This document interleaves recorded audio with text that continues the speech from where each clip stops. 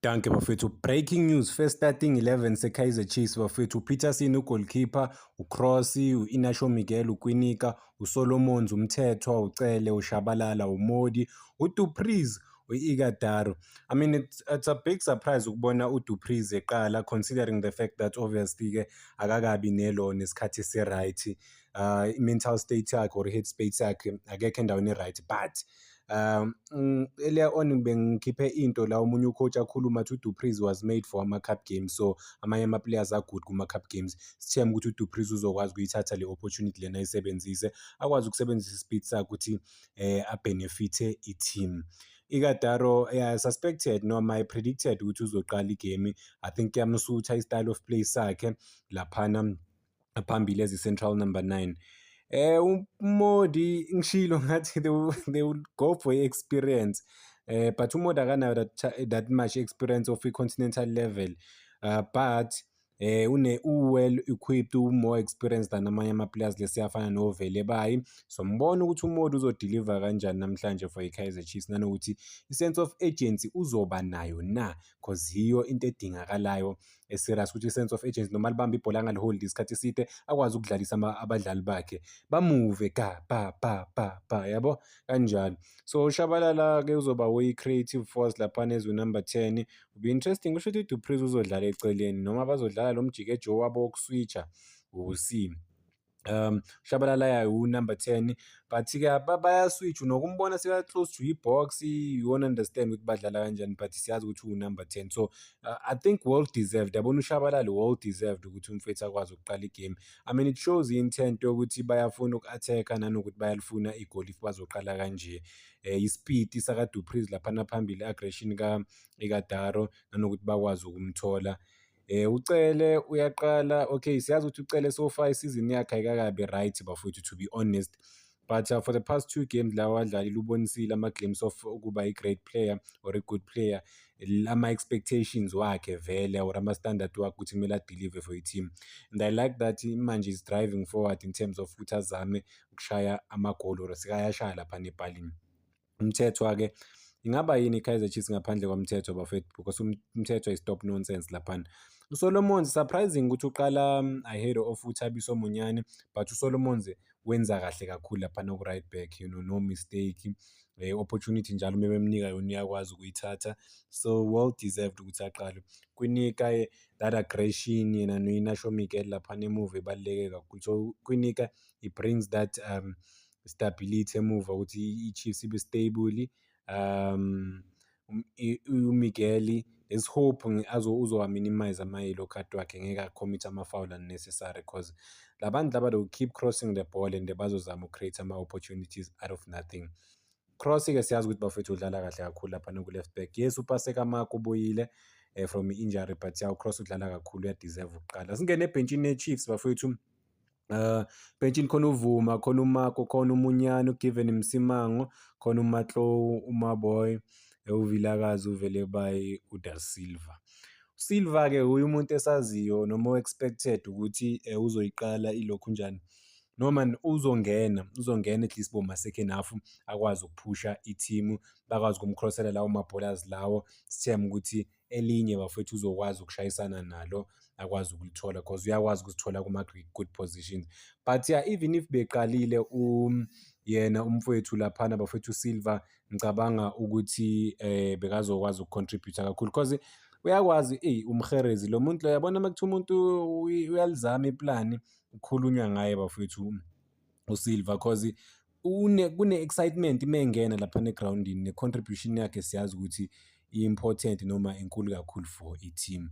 So for sure ngiyazi ukuthi uzongena, but kuzobonakala nanokuthi maybe igame ihamba kanjani, nanokuthi mani igame ihamba kanjani, because if let's say baya-leader and then they don't have ilona they don't have that push yokuthi mhlampe bafuna ukuthi bafake elinye iplayer lizobalethela something different, but kuSilva uyadeserve bafethu, even if uqala from ungena sokusele 10 minutes, but uyadeserve kuloyo bamfaka because of unenkani yakhe ebalulekile yokulethela i-team amalokhu njani ama-results. So iplayer leli mina engi-expecte ukuthi balinike i-opportunity boma second half likwazi ukudlala. uThabiso Monyane, I think angangena late uThabiso Monyane. So ukungena kwaThabiso Monyane ungena enzeni late. uSolomons uzozama ukusebenzisa isipiti sakhe throughout the game. Maybe boma 70 minutes uzobe sekhathele, not really ukukhathala but kakhulu, but-ke fresh legs aThabiso Monyane ukuthi akwazi ukuloku aphusha laphana phambili. Ngiyacabanga ukuthi uzokwazi ukuyisiza i-team kakhulu uThabiso Monyane. So yeah, I'm expecting ukuthi naye umfowethu akwazi ukungena athole leyo opportunity. Sazi maybe uMaboy angakwazi ukusebenzisa i-experience yakhe later on naye akwazi ukungena, or Vilakazi, Given Msimango bangakwazi ukuba maybe exciting bangene lapho late second half, sobona asazi. Hey, ngamkhohlwa kanjani bafethu umfowethu laphana uVelebayi, what a player in terms of like isipiti sakhe laphana angasi-add phambili asize i-team kuliwe ngempela. So uyi-player abangakwazi ukuplana around yena ukuthi okay, if they are lacking isipiti sokuya phambili, maybe leya team leya iyabacindezela ngokuthi ibakhipha ebhokisini or ku-half yabo, angakwazi ukungena uVelebayi, uyakwazi like ukugijima nebhola i-distance ende.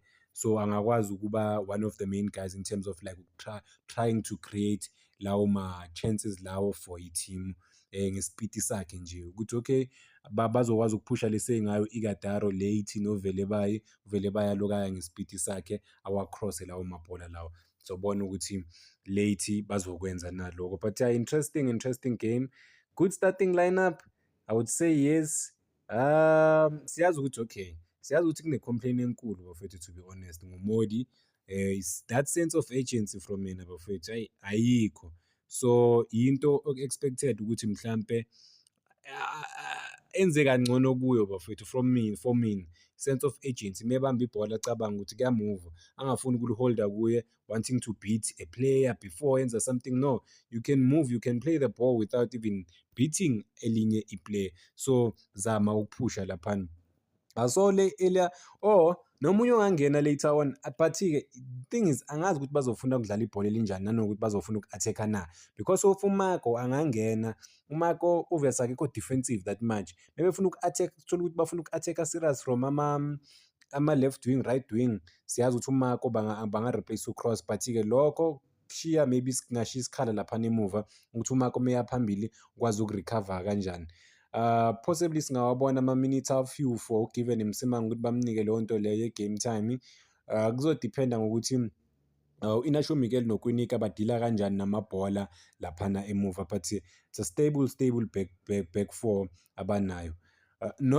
Uloya uSolomons nayo siyazi ukuthi uzogijima lokuya phambili, uzokwazi ukurecover mabeluza ibhola, angakwazi ukushiya igap laphana, uzokwazi ukubuya ngokushesha. Sobona mfana exciting kakhulu omncane uVilakazi, udlala kahle kakhulu uVilakazi. Amanye amagame uwaqalile futhi uperforme kahle.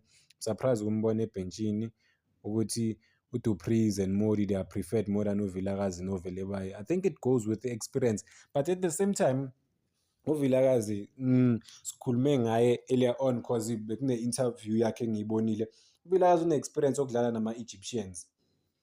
Siyazi ukuthi ku-under 20, but i-experience leyo ungeke uyithathe kancane ukuthi yinto nje. No, unayo experience yokudlala nama-Egyptians, unayo experience yokudiliva.